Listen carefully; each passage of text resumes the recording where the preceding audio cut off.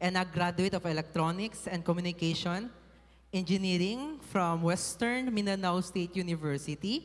Professionally, he has served as a technical services engineer at Frenicius Medical Care, as well as a sales engineer in different companies. Wherein his skills and leadership, communication, and service has been clearly demonstrated. But behind his professional po, no, he is truly defined as having a heart of God.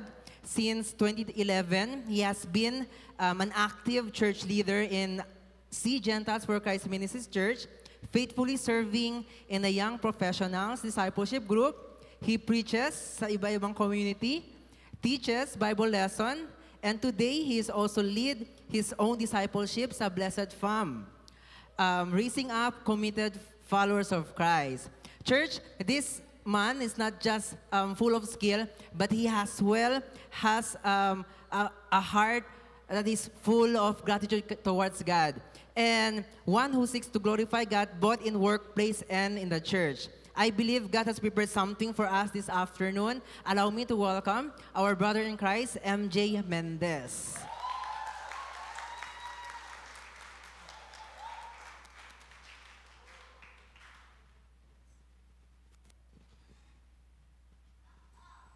Praise. Good afternoon, church. Medyo nakabahan lang talaga. Iba yung nararamdaman ngayon. So, I've been with the church for a long time, pero hindi talaga matutumbasan yung privilege to preach the Word of God in front. And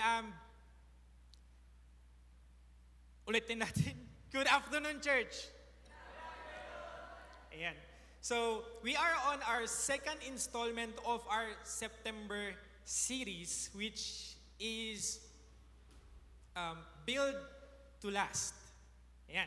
So, and Build to Last, yung series natin, is centered around the family. Okay? Seeing na mostly sa congregation natin ngayon, composed of mga blessed fam, married, and of course, yung ano natin, yung message natin for this very afternoon, hindi lang po para sa mga blessed fam, dahil yung series is about family. Everyone, mapa-chosen dyan ka man, Arrow or blessed fam, we all can agree that talking about family is always relevant for everyone. Can I hear an amen? Ayan. So, I'm excited for what the Lord has for us this very morning. Now, next slide po. The concept of family holds a central place in the biblical narrative, reflecting God's design and purpose for family. God is big on family. God is the designer of family, kumbaga. We would see that in first Genesis chapter 1. Genesis chapter 1 in verse 28 to 27. Ayan. So, the Bible says, so God created mankind in His own image. In the image of God, He created them. Male and female, He created them. Alam natin kung sino to, di ba? Si Adam and si Eve. God blessed them and said to them, be fruitful and increase in number, fill the earth and subdue it. If you, the very first time na na-mention, no, the very first thing, na kinuman kay Adam and Eve was to be fruitful, increased in number. Hindi po yung wag niyong kainin yung fruit na nasa gitna ng garden. Hindi yun yung first command. The first command given po para kay Adam and Eve is to be fruitful and multiply. Umayot ka at magparami. Yun yung command ni God for Adam and Eve. Which made me think, God is God, di ba? Why not make multiple Adam and Eve? Tapos siya na mag-multiply sa earth. Di ba? Parang, yun, filled na agad yung earth. Why just make two? Amen? This made me realize that although the word family was not mentioned, this was the concept of family. God is big with families. And even in Genesis chapter 9, verse 1, this is after the flood. Alam niyo yung the great flood, yung kay Noah, God seen na wicked yung mankind, so He flooded the whole earth, wiping everyone except kay Noah and his family. You know what's interesting? Sabi ito, then God blessed Noah and his son, saying to them, be fruitful and increase in number and fill the earth. Even after the flood, the command stayed the same, word by word. What does it mean? It means that the concept, again, the concept of family is central to the plan of God. That even after a reset, sabihin natin reset yun siya, that the command to multiply stayed the same. And when we look at the first command ni God kay Adam and Eve, I find it interesting, no?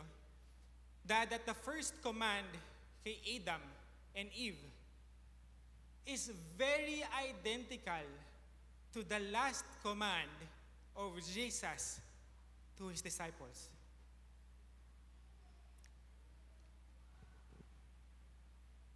When you look at Genesis chapter 9, verse 1, compared to Matthew chapter 28, verse 19 to 20, this represents two things. The Genesis part represents family. The Matthew part represents discipleship. And when you compare two things, those two commands, they resemble almost the same. Ang sabi ito, be fruitful and increase in number.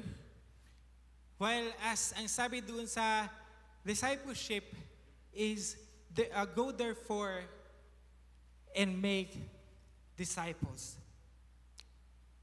When you look at the next part, ang sabi sa Genesis, fill the earth. Whereas ang sabi sa Matthew, go and make disciples of all nations. Ang sabi sa Genesis, subdue it. Ang sabi sa Matthew, baptizing them in the name of the Father and the Son, the Holy Spirit, teaching them to obey everything I have commanded you. So, when you compare yung dalawa, the first na sinabi kay Adam and Eve and the last na commission, the Great Commission kay sa disciples, you could see the similarities. And this tells us, next slide, that the family and discipleship works hand in hand with each other in two ways. One, in the process of filling the earth. This is the family, okay? Ang sabi sa family, humayod ka magparami. Fill the earth. In the process of filling the earth, we are called to make all nations His disciples. To share the good news to everyone in all nations. And that is how we do it. Diba? Yung sa how we share the ladderized lessons, how we share the gospel, it's to win people in the Lord, to invite them to God.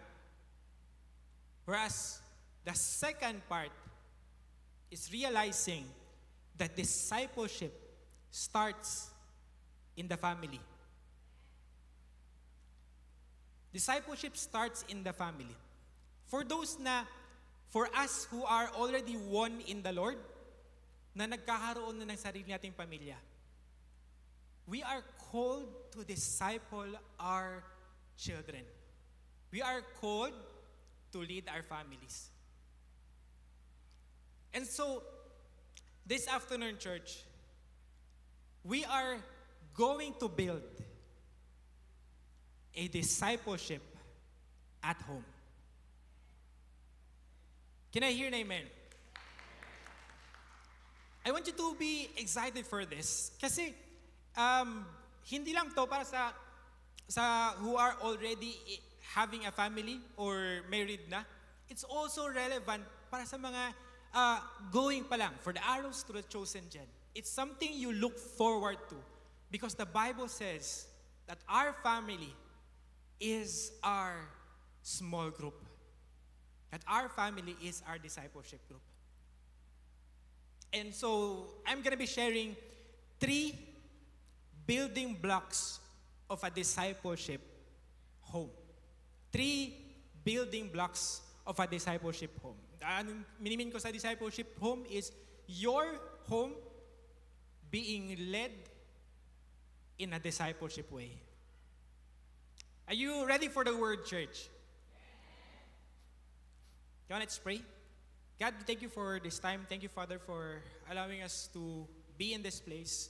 God, mapalipat man ang oras, mapamove man ang church service, O Lord God.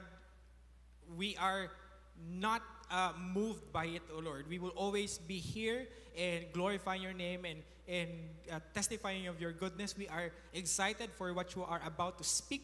And tell us, O Lord, Lord, may you guide our thoughts. May you give us understanding to your word, and may you speak to us in your personal way. May you be glorified all the more. In Jesus' name, amen. Amen. The first building block in creating or building a discipleship at home is firm foundation. Having a firm foundation. Hindi po ako sa construction industry, hindi po ako gumagawa ng bahay or building. But all of us could agree na in terms sa bahay, ang pundasyon ang napaka-importante. Amen? Tama ba? Paano ba yung structure ng bahay? Sa taas ka lang ba agad sisimula? Di ba dapat sa baba? Hindi po ito parang Sims or parang simulation na game kung saan move ka lang ng bahay. You need to prepare first the foundation of the home. Can I hear an amen? Every establishment, every building, every structure needs a firm foundation. Ang pundasyon na hindi nagigiba. The word firm again means strong, steady. It means unwavering, hindi po nasisira. A firm foundation is a crucial structural element that supports the entire building. Keyword, support. No? Provides stability, keyword stability, and protection against environmental factors.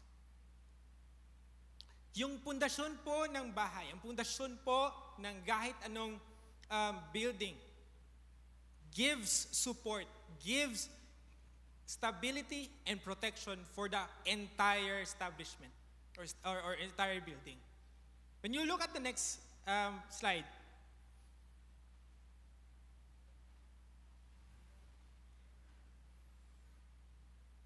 ayan, it is a picture of a house. Tama? Yung picture na po dyan, nakikita nyo, na yung pundasyon yung nasa baba, yung may arrow, that is the foundation of the house. And as long as the foundation is strong, yung other half ng building, no, ng house, hindi po siya nasisira. Pero when there was a break sa ating foundation, dun po nahihirapan. Dun po nakikita nyo sa building, nakikita nyo sa house, yung epekto. Now, just as firm foundation is crucial sa isang bahay, it is as well with the family. When you look at Deuteronomy chapter 6,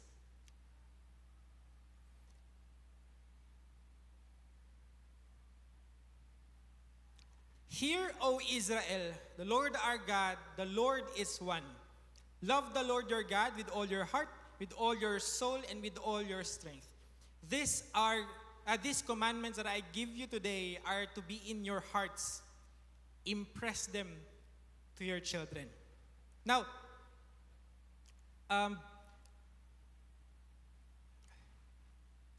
So, hindi na when you, hindi na highlight, pero ang gusto ko i-highlight dyan sa verses 4 to 7 is we need to identify sa verse na to, sino ba yung pundasyon? Ano ba yung pundasyon ng pamilya?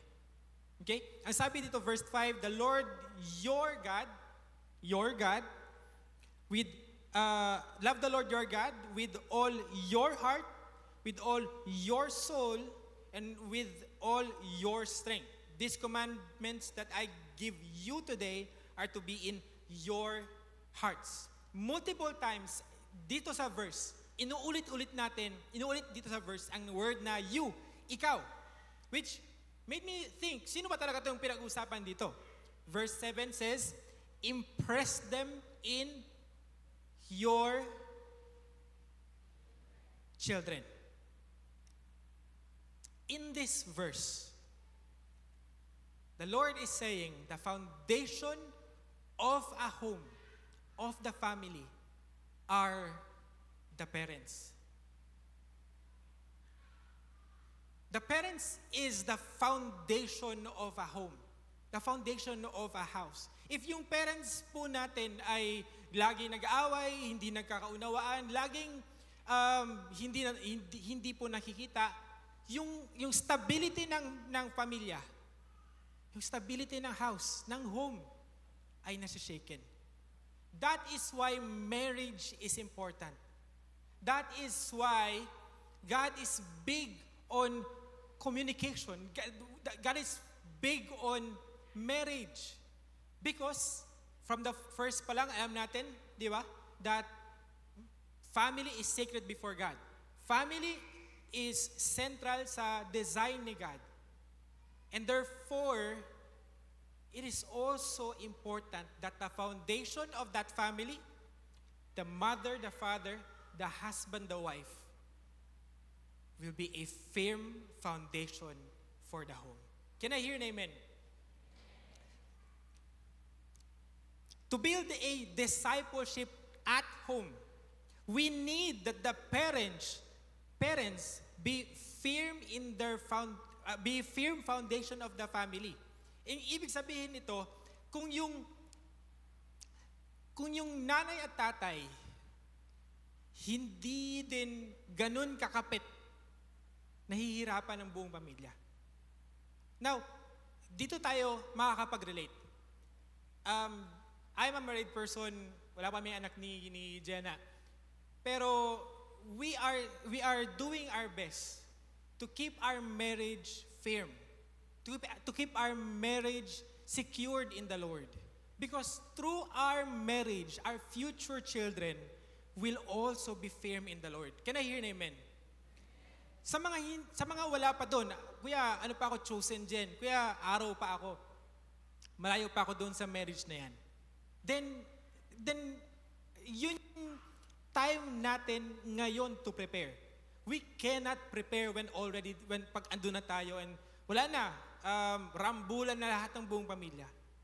And I believe for our titas and titos who are already ahead of us right now, masasabi din talaga that sayang, if only I've met the Lord yung bata-bata pa, yung nag-start pa ang pamilya, I could also lead the home pala. And yun yung gusto natin. That the foundation of the family be firm, be secure, stable, and unwavering. Can I hear an amen? The Bible gives us the way for us to be firm in the Lord, to be a firm foundation. The Bible says in, balikan natin yung verse, no?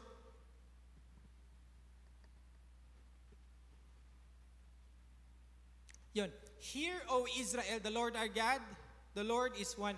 Love the Lord your God. Love the Lord your God with all your heart, with all your soul, with all your strength. This commandment I give you today are to be in your hearts. Ibig sabihin, para maging firm and strong ang foundation ng pamilya, dapat mismo magsimula sa ating mga magulang. And if you're not there yet, then all the more, no? Dapat magsimula po yun sa atin. We cannot teach and disciple our kids. We cannot lead our homes if tayo mismo hindi po firm sa ating pananampalataya. Can I hear an amen? And it starts even before pa tayo nagkaroon ng pamilya.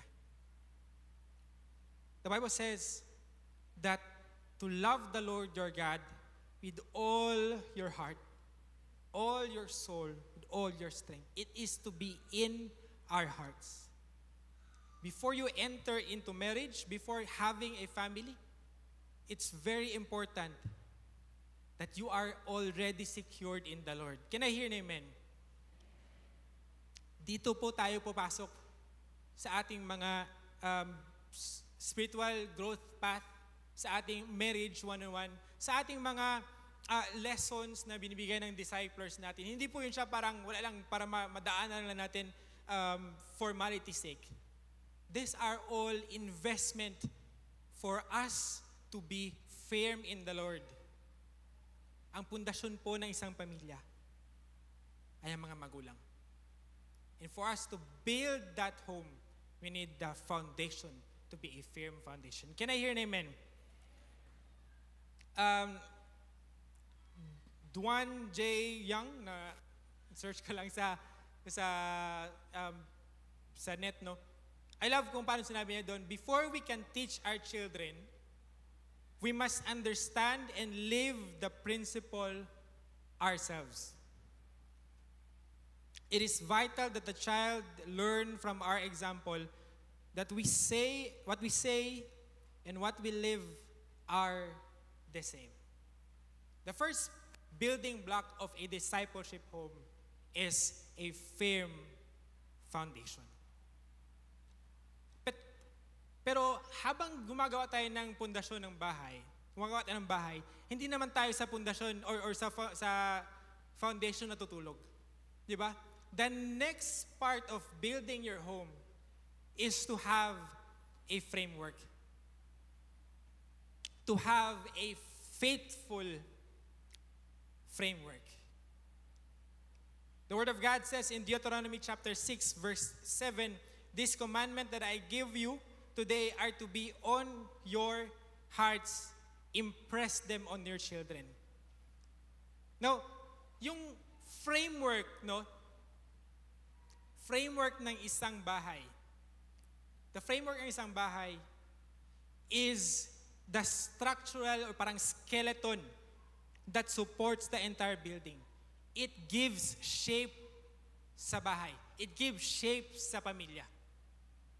It gives shape sa pamilya. So, what is the framework of a discipleship home?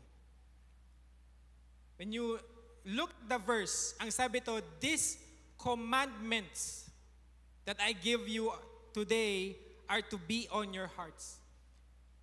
Ang Deuteronomy chapter 6, when you read before dyan, sa Deuteronomy chapter 5, is the 10 Commandments. Actually, hindi lang siya 10. Highlighted lang natin yung 10. But when you count all the commands na binigay, madami-dami po yun. Now, ang sabi dito, these commandments na binigay daw ni God is to be impressed on your children. Ano ba yung sabihin ng impress? When you look at the original text, it's the word shanan. Pakisabi sa katabi, shanan. Baka gusto nyo kumanta? Sige na ka. Shanan. Yan, it's the word shanan. Shanan means to sharpen. Shanan means to whet or to teach diligently. Shanan means to teach diligently. Binibigyan tayo ng picture, it's by sharpening. Ano ba ang itsura kapag kabaid ka sa sa blade? Di ba paulit-ulit? Tama ba? Pag nasa-sharpen ba ang blade kapag one stroke lang? Hindi. Di ba? You need to continually parang stroke yung whole blade para maging talinis, maging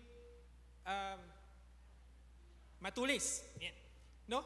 In the same way, this idea of sharpening is to teach the children diligently, to teach the children faithfully. That is what the Word of God says. Ibig sabihin, the Word of God is to be teach, is parang ituro sa ating mga children ng paulit-ulit. In other words, faithful framework means faithfully impressing the Word of God to our children till it shapes our home. The Word of God is the framework that would shape yung ating pamilya. Kaya, hindi pa naman ako anak. Hindi pa naman ako sa pamilya. Ano yung part namin dito? It means that while we are young, while we are out pa sa family, no? Are having our own family, it means we are preparing our now. How much do you know about the Word of God? If the Word of God will shape our family in the future, how much do you know about the Word of God? What do you think about the church pala? Is this a social gathering lang, being with friends? Is this place a home where we get to hear and learn about the Word of God? We can move to other centers. Galing tayo sa Kanghawi last time, andito tayo sa Preciosa. We could move to other places. But that doesn't change the truth that the Word of God is being honored in this place. Can I hear an amen? The Word of God shapes our home. And if wala pa tayo doon, araw pa tayo chosen gen, or if wala pang children, then now is the best time to prepare.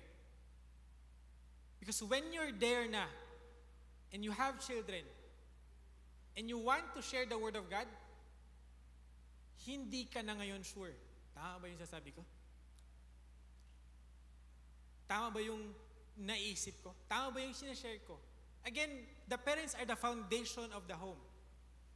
And the parents should be the model of the love of God for the family. Without the seed, no plant will grow. Wala po tayong maituturo sa ating mga future children if wala rin po tayong na-receive ourselves. This is a call for each and everyone to learn about the Word of God, to a personal study of the Word of God. It's good, no? That we get to listen about the Word of God dito sa pulpit every Sunday or every Wednesday. But how about in between? How do we learn the Word of God outside service?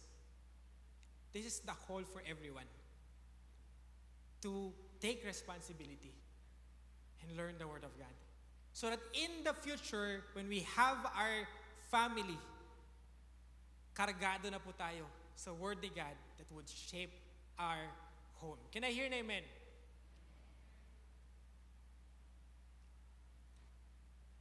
What is the framework? It's the Word of God. And what do we do with the framework? Or what do we do from the what do we do sa Word ni God? Impress them to our children. Maybe you're asking, how? Paano ba? The Word of God also tells us how. Verse 7, impress them on your children. Talk about them when you sit at home, when you walk along the road, when you lie down, and when you get up. The Bible says, talk about them. Pasabi sa katabi, talk about them. Hindi kayo narinig, pakisabi sa kabila, talk about the Word of God. Ano ba yung laman ng ating mga bibig? Puro lang ba social media? Puro lang ba chismis? We love chismis. Di ba? Marites. Uy, may marites. The Bible says that out of the overflow of the heart, the mouth speaks. What do we talk about when we are just chilling?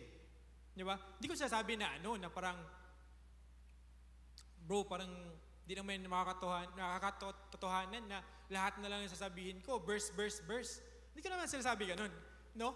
Kaya ang sabi ng verse, talk about them. Hindi naman sinabi, talk through verses.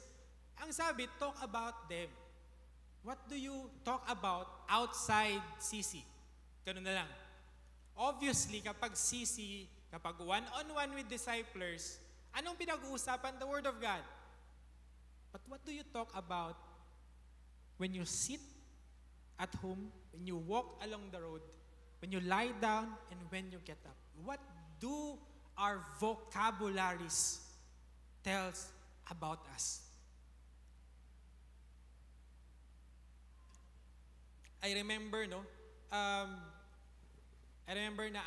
na every time na may bata sa bahay, bigla na lang mag-iiba yung mga username ng mga tao. Naging kuya, naging ate, naging mama. Nag-iba na yung tawag, di ba? Tapos hindi na siya, if may mga words na pangit pakinggan, sasabihan ng nanay, ano ba yan? Uy, may bata dito, wag ganyan. Tama? We are trying to eliminate the bad words or bad things na sinasabi sa home pag andyan yung bata.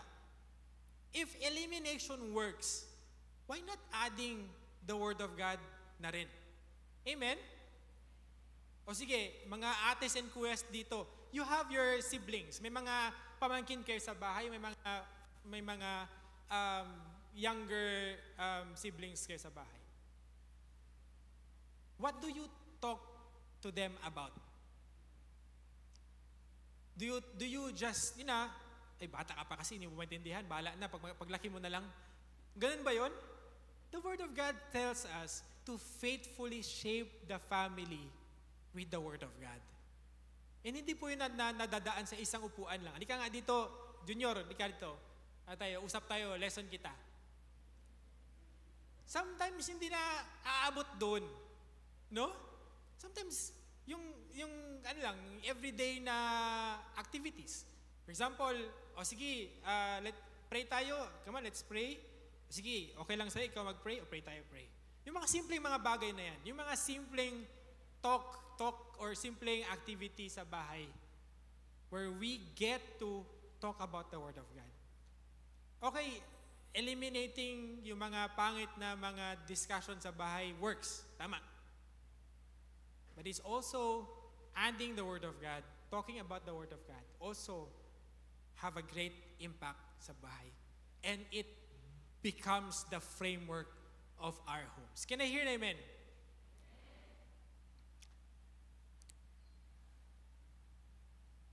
Nabuo na natin yung pundasyon ng bahay. It's the parents who are firm in the Lord. Nabuo natin yung framework, may skeleton na yung bahay natin.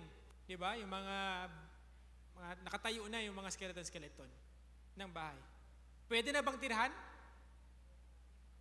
Just imagine, pwede na bang tirahan? Hindi pa. Hindi pa buo yung bahay natin. Amen? The last building block of a discipleship home is the final finishing. Final finishing.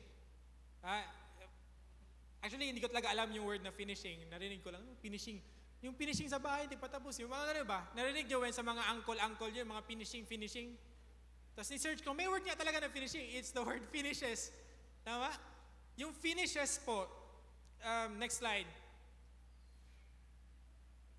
The final finishes of a house encompasses several crucial stages that transforms the building into a livable space. Pwede mo naman tulugan yun, yung bahay na, na may framework lang. Pero hindi po siya livable. Di ba? Because it is applying aesthetic, functional, and protective surface treatment such as pintura, tiles, wallpaper. Sa ibang bansa, wallpaper nalagay. You know? And flooring, as well as installing lights, cabinets, countertops, yung mga door hardware, and appliances. Natanong ko sa mga construction firm buddies natin dito about finishes. And basically, ito yung tapos ng bahay. Tama ba? Ito yung nagpapatapos sa bahay.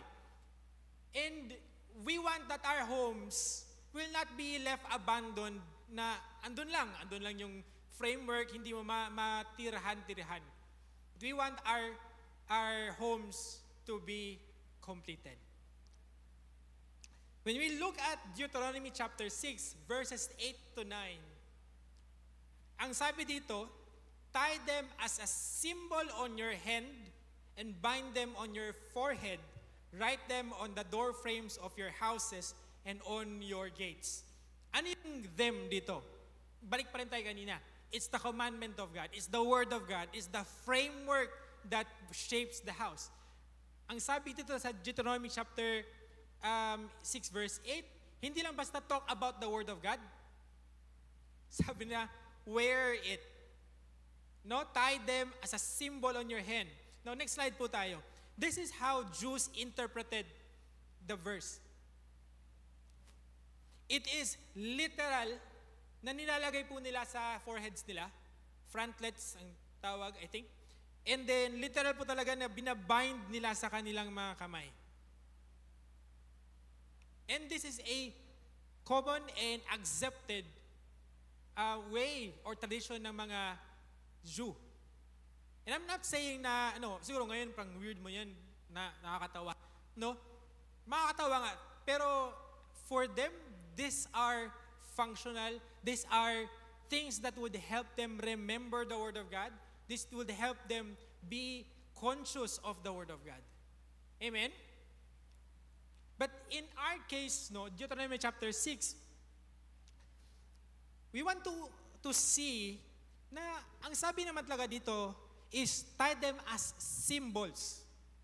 These are, in other translations, signs on your hands, on your foreheads and door frames. No, these are signs to guide us. Ano ba yung usually ginagawa ng kamay? In the things that we do. The Word of God would guide us in the things that we do. Ano ba meron kapag sa forehead or sa ulo? In the thoughts, that the Word of God would guide our thoughts. That the Word of God would become our truth. Ito na yung truth ng buhay natin. We don't just want to talk about the Word of God na parang debate na lang siya sa bahay or discussion, academic pursuit. We want the Word of God to be true sa buhay natin. Can I hear an amen? And this finishes the home. Why? Because this, next slide, this outward visual things becomes sign or indication of a transformed life. When we see our children now being led by the Word of God, we know that this is the result of us impressing the Word of God in their life. The final finishings of a discipleship home are the results ng ating building of that home. Until we get to the point where we see our kids or where we see our siblings, where we see our pamangkin, na ngayon ay reading the Word of God themselves, bringing Bibles na sila mismo, or Kahit yung simpleng bagay na nagpo-post ng Bible verse, parang corny yung cringe mo yan para sa iba, but hindi mo yun inutos eh. Hindi mo yun in-instruct sa kanila. It's something that they do as a result of the framework ng bahay, framework ng family. This is the result that we want to see. We want to see and imagine that our kids, our future kids, was impacted by the Word of God. Can I hear an amen? And this church finishes the whole house. It's not just a learning center about the Word of God. It becomes a home who glorifies the Lord. This may be parang, siguro sa iba, hindi ako masyadong nakaka-relate, bro. Kasi, wala pa ako doon sa stage ng buhay ko na yun. I understand. I do understand. But allow me to ask you this. Why are you here? Why are you still here? Is it because, wala akong magawa sa bahay? Or wala lang, gusto ko lang makita ang mga friends ko? Or are you here because you want to hear about the Word of God? Can I hear an amen? That's the start of the foundation that we're talking about. The foundation of a home starts when we desire to love God before anything else. Today is Sunday. Today could be family day, could be rest day, could be laag day. But you are here, listening to the Word of God. That tells us your heart for the Lord. And when you continue to learn more about the Word of God, you are shaping your life. You are shaping your surroundings in the Word of God. And eventually, your life is now transformed by God. The same principle applies in building a home. It starts with you. It starts with us shaping our families by the Word of God, and eventually see a beautiful picture in Joshua chapter 24, where we could say with full confidence, "But as for me and my household, we will serve the Lord." Can I hear an amen? Allow me to pray for everyone in this place. You bow with me in prayer. God, thank you for this time. Thank you, Father, for igniting in our hearts the desire to build our homes, the desire to lead our homes, the desire that, God, you be the center of our families. I pray, oh Lord, may you protect everybody in this place. May you bless each family represented in this place. That together we would see a future where the church will be built up with families strengthened by your word. Families who are deeply rooted in love with you, transforming and changing the society, the community, the workplaces that we are in. I pray, Father, may you bless the relationship in this place. And for those who are still in their chosen gen period, in their arrow period, that they are still searching, I pray that in this waiting period be the best time of their life to be in love in you, Jesus. I pray of the Lord, I pray that the Word of God be so real, deep, and true in each and every one in this place. May you be glorified all the more. In Jesus' name, amen, amen.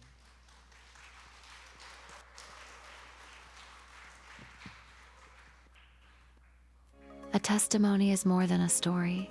It is proof that grace is real. His grace that forgives our past. His grace that restores what was lost.